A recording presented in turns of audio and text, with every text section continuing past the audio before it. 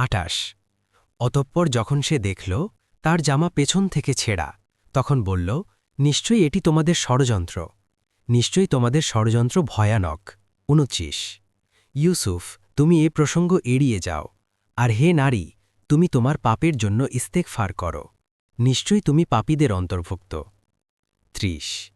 আর নগরীতে মহিলারা বলাবলি করল, আজিজ পত্নী স্বীয় যুবককে কুপ্ররোচনা দিচ্ছে, যুবকের প্রতি গভীর প্রেম তাকে আসক্ত করে ফেলেছে, নিশ্চয়ই আমরা তাকে প্রকাশ্য ভ্রান্তিতে দেখতে পাচ্ছি। 31। অতঃপর যখন সে তাদের কূটকৌশলের কথা শুনতে পেল, তখন তাদেরকে ডেকে পাঠাল এবং তাদের জন্য আসন প্রস্তুত করল, আর তাদের প্রত্যেককে একটি করে ছুরি প্রদান করল, এবং ইউসুফকে বলল, তাদের সামনে বেরিয়ে আস।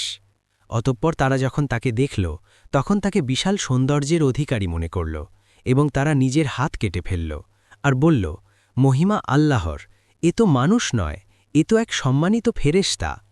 32। সে বলল, এই সে যার ব্যাপারে তোমরা আমাকে ভর্ৎসনা করেছিলে, আর আমি তাকে কুপ্ররোচনা দিয়েছি, কিন্তু সে বিরত থেকেছে, আর আমি তাকে যা আদেশ করছি সে যদি তা না করে তবে অবশ্যই সে কারারুদ্ধ হবে, এবং নিশ্চয়ই সে অপদস্থদের অন্তর্ভুক্ত হবে। 33।